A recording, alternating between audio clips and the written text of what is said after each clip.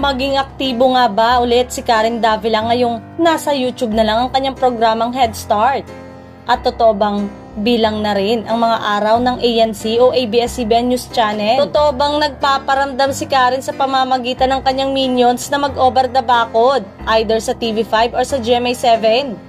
Hindi ba't may Karen Davila unwritten code daw pala nung sino man ang umalis at iniwan ang kanyang posisyon ng basta-basta na lamang ay hindi na makakabalik sa naturang network?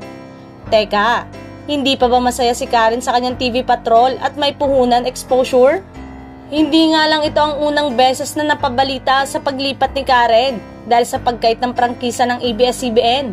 Lumulutang ang mga chismis tungkol sa potensyal niyang paglipat sa ibang TV network.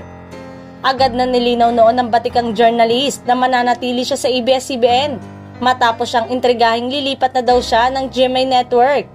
I am a kapamilya and will stand by the company through its hardest time, praying for better days ahead for all of us.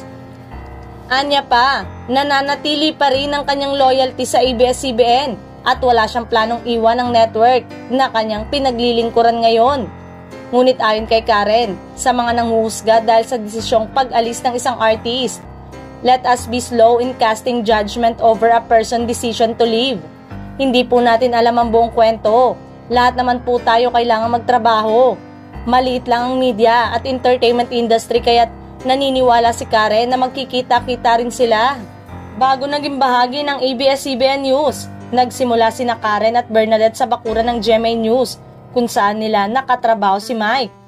Lumipat si Karen sa ABS-CBN noong taong 2000.